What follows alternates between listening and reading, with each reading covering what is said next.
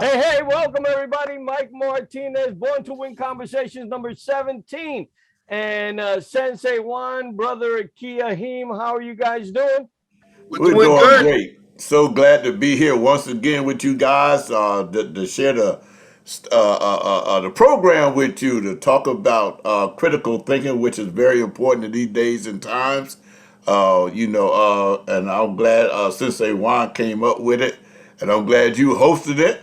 And I can take a break because I'm used to doing videos or render them and all that. People don't do it. That's a lot of work. I know. Sensei Juan, how you doing, buddy? I'm doing good. I'm so looking forward to this topic tonight because I think it's important, and I think it follows up with our last topic of fathers.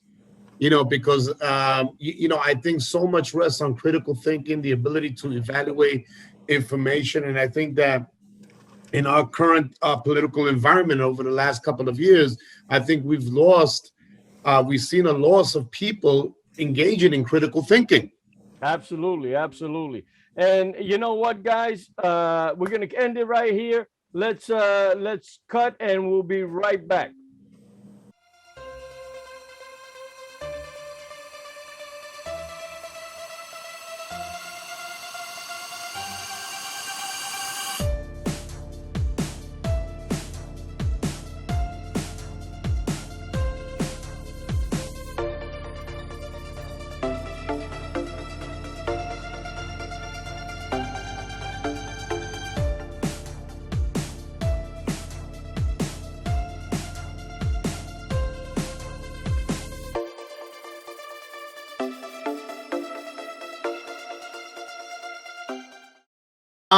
Tonight's topic, I thought it was be very, very important to share with people because, there's a lot of information. We live in the information age. There's a lot of knowledge and information. You can Google this, Google that. But I think because it's become so easy to obtain information that people have given up critical thinking, like thinking for ourselves, doing our own research. And I did some research on the word critical and thinking. And thinking it comes from a Latin word, put, right? But if you really research it, there's thinking also they associate it with a pro-Germanic. I hope I'm saying this Germanic word, which means causes to appear to oneself, which I found very interesting, right? And critical thinking, like when we say critical, it's a turning point. So when we talk about critical thinking, it's about thinking in a way that changes things, that makes a change in your life or a change in your situation, or like that old Germanic expression, you cause something to appear all right? And thinking in our modern age refers to being conceived in the mind, right? And I think a lot of us have given that power up. We let the news media, we let social influencers who are really big on YouTube, they make millions of dollars of telling you what the best product is, where you should go, what you should eat, what you should wear. And I think we've, as a society, we're becoming lazy in our thinking. What do you think, Brother Hakeem? Well, I totally agree with you. That's why they do all these researches on what do you see, what do you like, so we know what to feed you, so Right. you'll buy it. And I got to go back to what you were saying, the turning point, Mhm. right? Now Right. I want to read you something. This straight from the Bible. I'm gonna read it so I don't want no mistakes about it. And this is a turning point in thinking. This is critical thinking, because the big critical thinking is when you change from what you was to something new. So, and it says here, it says, "Ye have heard that it has been said that thou shalt love thy neighbor and hate thine enemy. But I say unto you, love your enemy, bless them that curse you, do good to them that hate you, and pray for them which despitefully use you and persecute you, that ye may be the children of your Father which is in heaven, for he maketh his sun to rise on the evil and on the good, and sendeth rain on the just and unjust, which is critical thing, because in the Old Testament it says a tooth for tooth.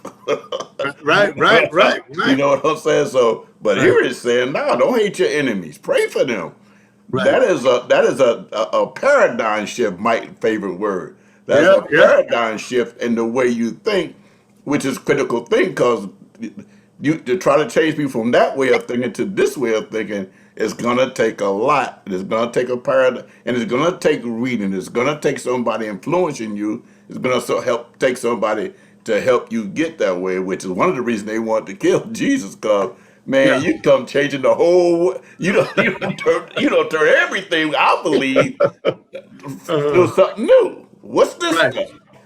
Right. Right. And you know Mike, what? Michael. It takes a preacher like Brother Akey to bring that point out, because really what we're talking about when we're talking about critical thinking is thinking based on truth, Right. right? So prior, the Jewish religion had all these laws in place, a tooth for a tooth and things like that. And then when they brought that on to Jesus, and let's remember, Jesus was a rabbi. Jesus was also, following the Jewish religion. But Right. Jesus, very interestingly, he said, like before, everybody used to preach in the synagogues, and they used to say, "It is written, Right. written, it is written." And Jesus was a paradigm shifter, right? He came Yes. out and he said, I'm telling you, this is the new way. This is the new law. This is the new way to do where love affects us, right? So Right. he kind of, and this is what got some of the Pharisees, right, which was a big Jewish religious sect. They started saying, who is this guy? How come he's not saying it's written? It's written, because he was going based on truth. Now, one of the tenements of truth, one of the things that we know truth is because truth is the truth if it happens in the first day and the last day. It's Right. not, you can't say something is a truth if it happens the first day, but the 10th day, oh, it's no longer a truth. Then it wasn't a truth to begin with. Right. Right. So this is where we have to be careful. Now, here's what I want to ask both of you guys, because you know what? I see this mistake a lot. And the mistake is that we go out there and we're inquisitive about something. Oh, should I start this business? Oh, should I get a second opinion on this doctor's medical report that I got bad news on? Should I lose some weight? Should I whatever the thing is? The problem is that we're approaching people and asking people's opinion, which these people don't have the truth. They don't, so we're asking a broke person about a business opportunity. We're asking a sick person about a health question. We're asking a fat person about a weight loss question, right?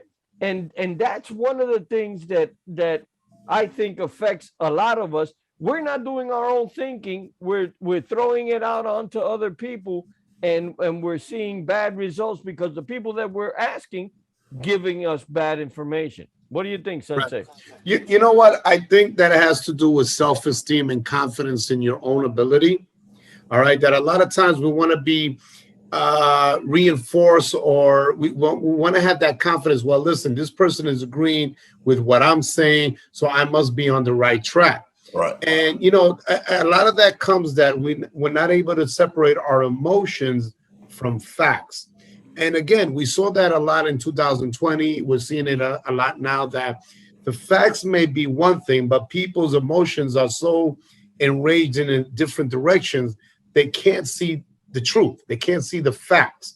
And they put their emotions above what is reality. Okay.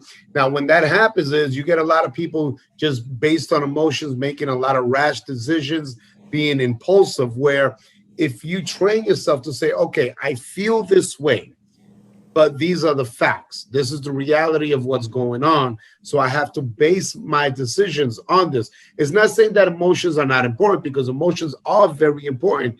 And sometimes you have to go with your gut, but our intuition has to be trained to empower us, because your intuition can disempower you. All right. Yes. It's like children. Small children will eat candy all day. They'll sit on the sofa. They won't go to school. All right. Because they don't see the importance of studying, of being a disciplined person. They can't make that rational choice because they're emotional beings. All right. So as adults, a lot of adults, I'm not going to say that, but there's many adults out there that carry that into their adulthood, where their emotions override the facts. Okay. And sometimes you really have to look at that and say, okay, what are the facts in my life? If I'm opening a business, what is the reality of the situation? How do I prepare for that reality? Because if we don't do that, that's when we fall into problems. Like sometimes in dating, a girl will say, well, I can change him, even though he beat up his last 4 or 5 girlfriends. He ain't got a job. He's dealing drugs, but I'm going to make a difference. I'm going to change this guy. Yeah. Yeah. And the 4 or 5 other girls said the same thing, and they ended up in the hospital. And that's, again, you're allowing emotions to override facts. What do you guys say? What do you guys think? I wholeheartedly agree, because when I was coming up, because of what you're saying, I knew it to be so true that I would actually tell girls I was no good. I would. And because I told them that, they decided I'm going to change you. Yeah. And then, and not that I beat them up or anything. I just had more girlfriends and all this, because I played sports. So I had a lot of girlfriends. And because of that, when it was all said and done, they would come back and say, you know what, you ain't no good. And I would say, well, I told you that from the beginning. But because of what you're saying, because of their nurturing attitude, or however they can change you, but they ain't but one that can really change you, and he ain't on this earth. Yeah. So, and if you don't want to change, you ain't gonna change. Yeah. What do you say, Mike? Because I know you've gone through a personal transformation over the last 20, 30 years of your life. And, considering how we were raised, how did you develop that your ability to critically think over information and use that information and that thought process to empower your life? That's a very good question. I got to say that I got to give a lot of credit to my martial arts instructor, Tamen Kashimoto, because one of the things that he instilled in us was to think for yourself, right?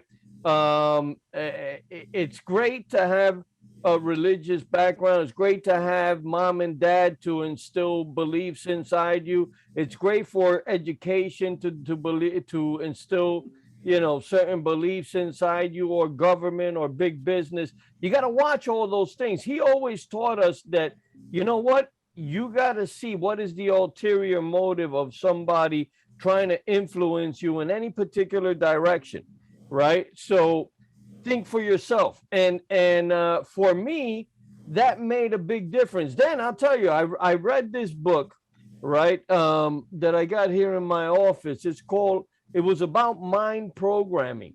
And what the book said was, it posed a very interesting question. In the very first chapter, it said, what one belief you develop yourself, not something you got from mom and dad, not something you got from education, not something you got from the media, not from religion, not from this or the other. And I started thinking, and I said, oh man, I mean, once I used that filter, right, of eliminating mom and dad and religion and media and education. I'm waiting on the answer.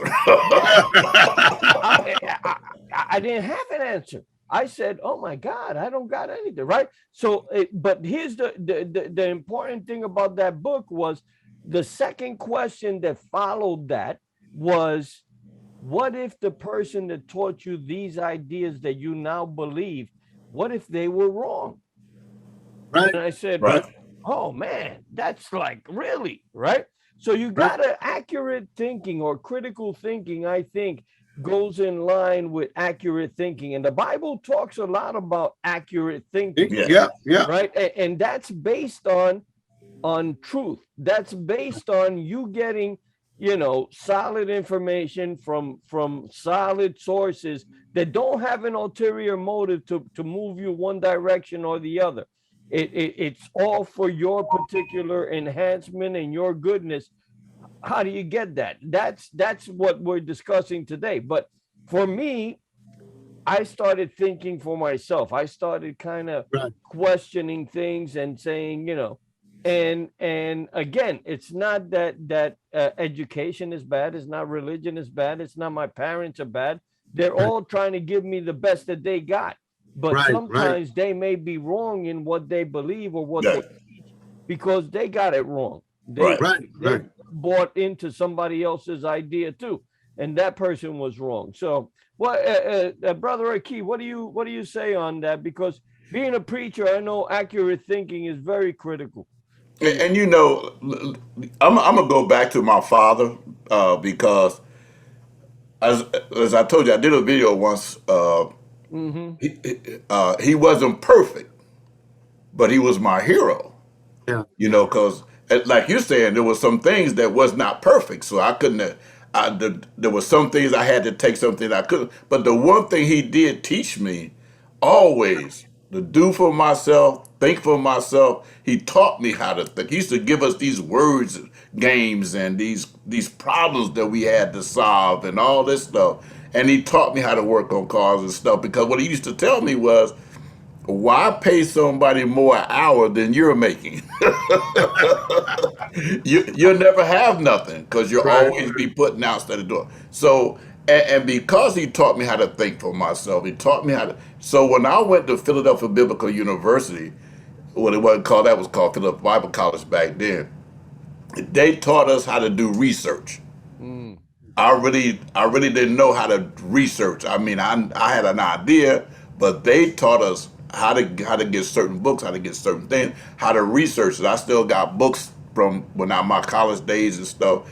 That even when you Google stuff, I found out that you need to double check those Right. facts because if you Right. don't, you Right. can end Right. up on Right. a because just because it says it's on Google or Google said it, even with the Bible, a lot of times I'll Google something on there and I'll find out, wait a minute, that don't line up with what I think. Let me go get my books that got the right stuff. Oh, I said, oh no, that ain't Right. correct. Right. Let me Right. go this Right. way, which is critical thinking because when you can go for it, go find it for yourself, Good get point. it for yourself, or better yet, if I truly don't know, let me go to somebody I know who has access, who's been there, that knows this. Like my pastor, he's been to Bible college also. So I know that me and him could kind of get together and I could get the right information, which helps me a lot of the way because my dad taught me those things. It was some other things that weren't right that I wouldn't pass on. Let me give you a quick example. Because it was 9 of us. If something went wrong in the home and he couldn't find out who did what, he would whoop all of us so he could get the right one.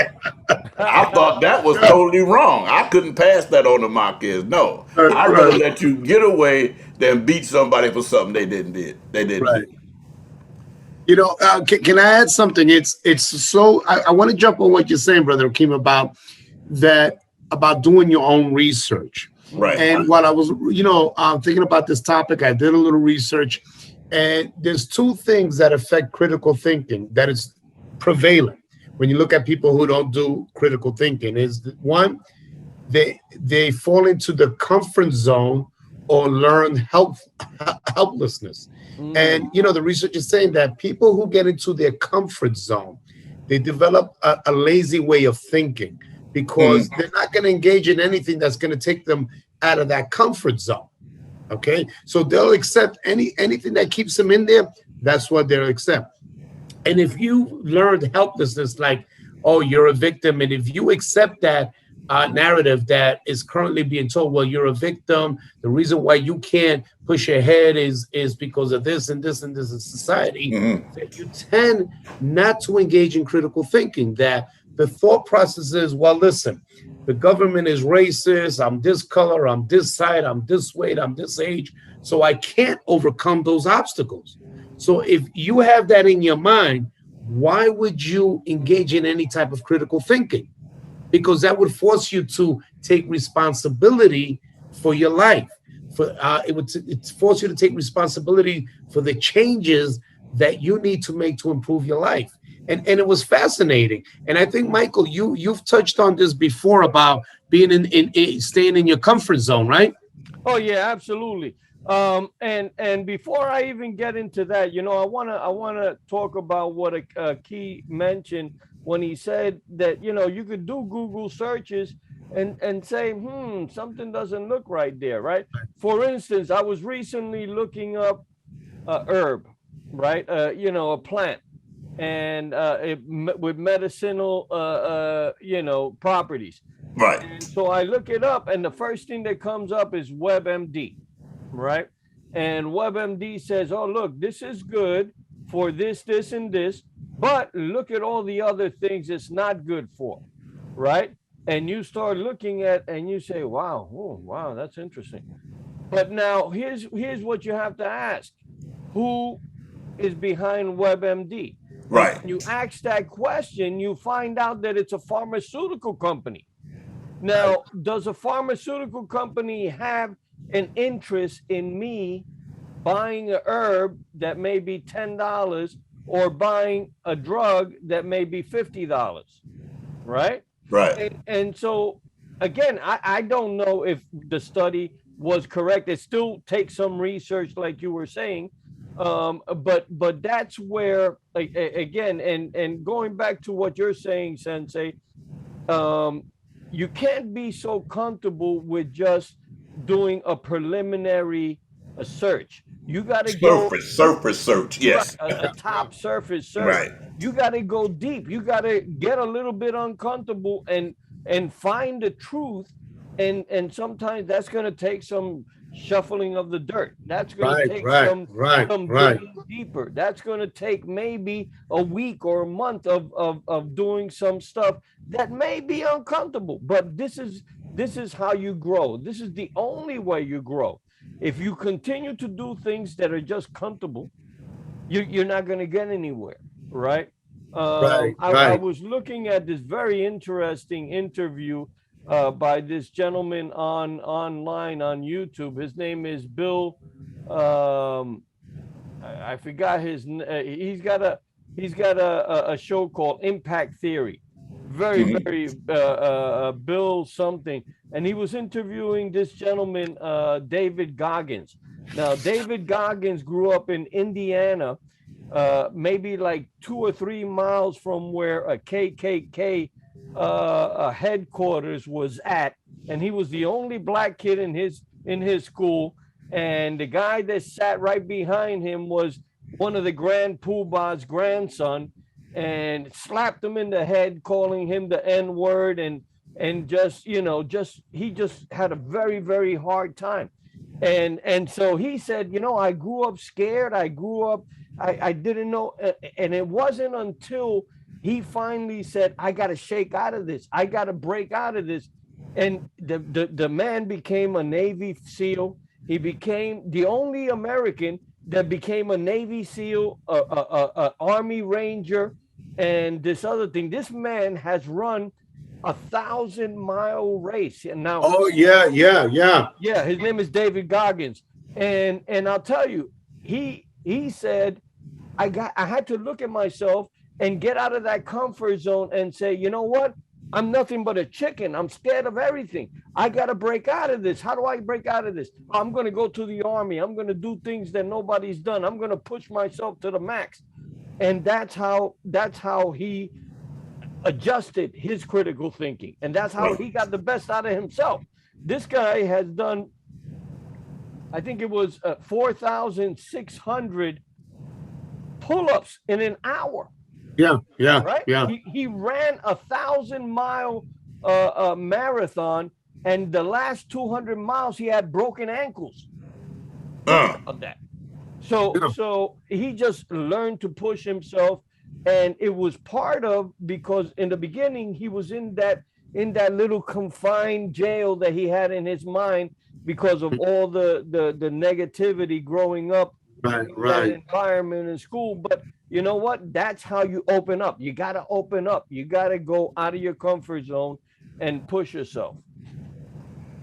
Right.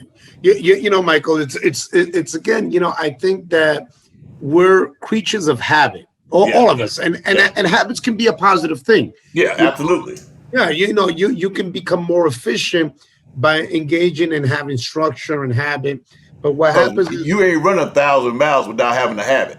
right. You got to have some systems in place. You got to have a good habit.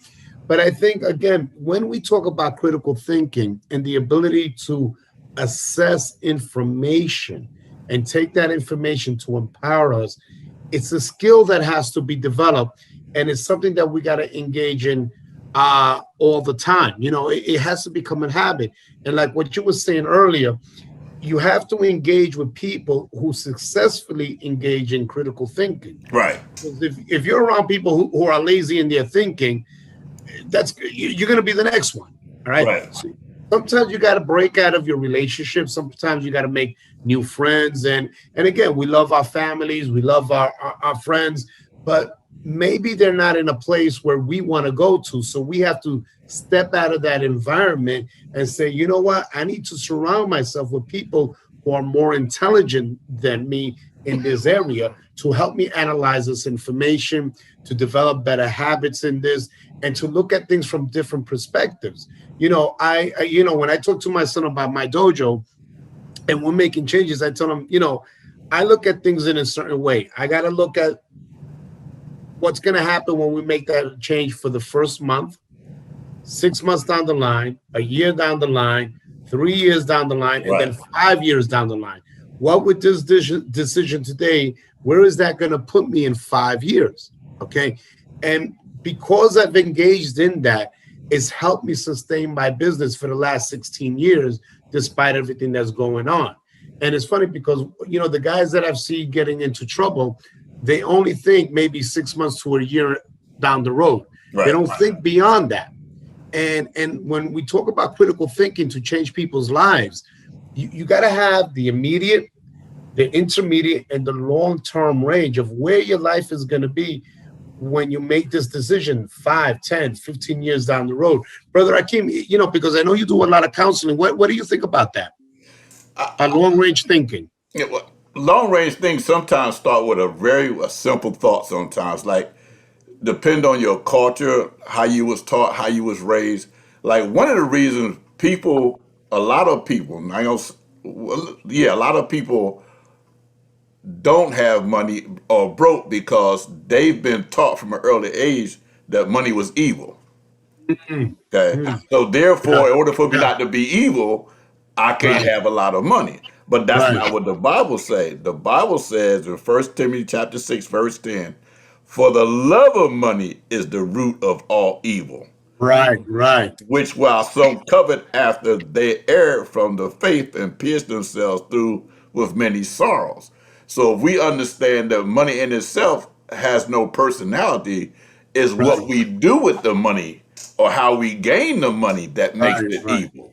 So if we doing it through the right way by building a business, and if I understand that money in itself is not evil, then I can inherently go after getting it with all my heart, all my soul, with all my mind and body, because there's nothing wrong with it. Now I can teach somebody else the same thing. And again, it comes down to critical thinking, because if I accept what I've been taught and what everybody's pushing on me that is evil, then I don't want it. Which is going to keep me broke. Yeah. But the person that's telling me it's evil and no good is the one And Mike, you know, talking about this, because I know you and I have spoken about a lot about this. I know you've changed your thought pattern when it came to your children and grandchildren. And you tell me that you implant thoughts, positive thoughts in your grandchildren. You want to expand on that?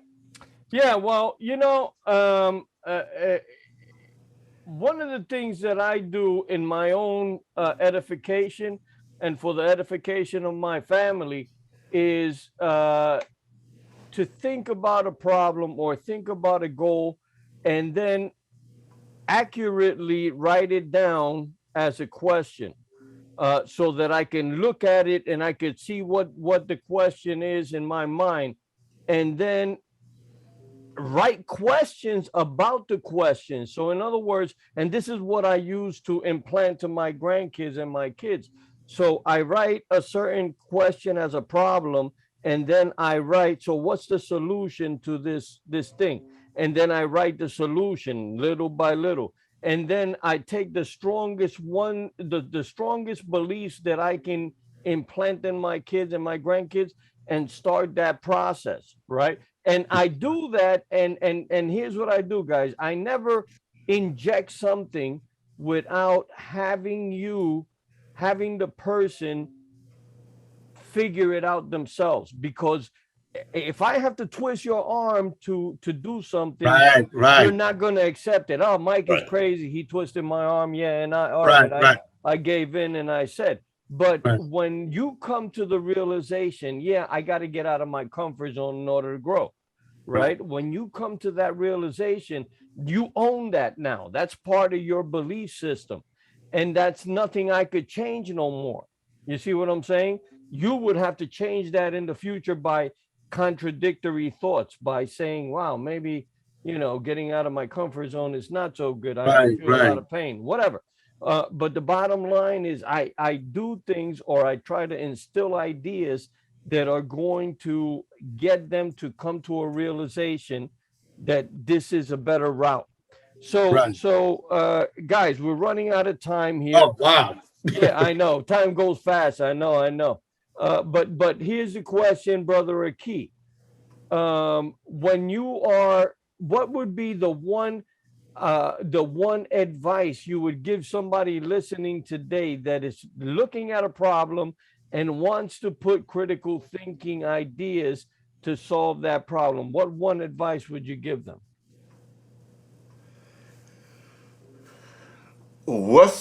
Find out what's the one truth about that situation that's going to propel you into the greatness that you're trying to achieve. Because there can only be one truth about it. That's a good one. That's gonna take you where you want to go. Because you taught me a long time ago that doing these videos is gonna be my legacy to not just to a lot of people, but also to my children and my grandchildren, because they'll be able to get my thoughts on things by these, because they're gonna see these. And they'll say, well, that's what Papa thought. That's what my granddad thought. That's what my dad thought. And so, and it's going to be truth. It's not going to be something I made up, or because they're going to be able to go to the Bible and say, well, he said this. He said this, and this is what the Bible says. So he didn't make this up. So that's my thought on that. I know we run out of time, so I'm going to cut it short. Sensei, same question for you. When somebody looking at this, what would you say is the one key thing that they got to kind of institute or employ in order to use critical thinking? Look at your results honestly in your life, and look at the results that other people are producing honestly. Because when you look at the results in your life, and if those are not the results that you want to produce, something has to change. And that always comes back to mind and action. Okay. If you change your mind and you change your actions, you change your life. Okay. But it starts with honesty and truth. There's a scripture, Brother Ahiem, Ephesians 4:23, which says to be made new in the attitude of your mind. Right. And I always find that very interesting, Michael, because again, if you look at your results, if I'm working out and I haven't lost weight and I've been doing the same exercises for 2 years and I keep gaining weight, that forces me to say either the exercises I'm doing is wrong, or I haven't changed another area in my life. And you can't argue with results. It's like I think Jesus said, "A tree will be known by the fruits that it Yeah, bears." that's right. That's what it Okay, says. That's right. right? And That truth is evident. Yeah. yeah. So if you want to engage in critical thinking, the first thing, the most basic thing is look at your results. Are the results you're producing going to take you where you want to go? Look at the people who, like you were saying earlier, look at the results in other people's lives and look at the advice that they're giving you. If their results don't match their advice, maybe you shouldn't be listening to them. They could still be good people. They could still be good people, Right. and they Right. can still be Right. people that love you Right. and have good intentions for you.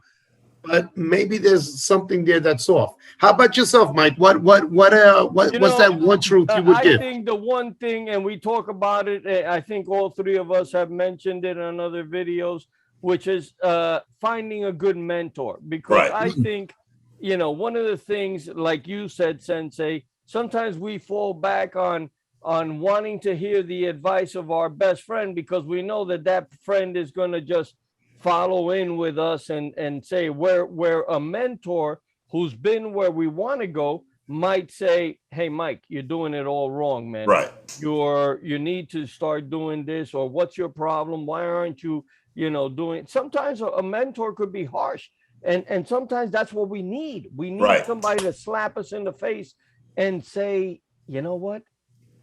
You're not doing this the right way," or get up off your butt and put some more energy into it, or you know what, you got to walk in this direction, you're going that direction, and that's going to hurt you. So yeah, I think finding a mentor, I think all of our advice is excellent. You got to look at the results that you're getting. Brother Akey said you got to find the one truth that's going to help propel you. All of Right. that is true. I think on top of that, we got to find a mentor that can help elevate us to the next Hmm. level. And that's going to be, again, part of the getting out of your comfort zone, right? So anybody that's looking at this, guys, this is Born to Win Conversations number 17. We're talking Wow. about critical thinking. If you like what you heard, give us a like, give us a comment, share, and subscribe to our channel. Brother Ahiem has his own religious YouTube channel, which is Reverend Ahiem, or you can look at his public adjuster channel, Mercer County Public yeah, Adjuster.com. Mercer County Public Adjuster, correct. And Sensei Juan is the headmaster at Born to Win Martial Arts in Queens, New York. If you're in New York, anywhere in New York, it's worth the trip to go and take a Come look by, come by. at Sensei Juan and just have a chat and get involved in the workout. I guarantee you'll never go back because he's a killer. But you'll enjoy it, and he has a lot of wisdom. So thank you guys. I appreciate you guys being here. Sorry about the short notice, but you know what? I think we did a great job, and hopefully we'll be able to reach other people. So thank you very much, guys. Guys, have a great evening and God bless, man. God bless Next you. God Sunday. keep you. God watch over you. That's All right. right, next Sunday. Let's do it again next Sunday. Next Sunday. Well, it's okay with me. Tell me when. I will send you that Zoom. All right, guys. Good night, man. Good night, guys.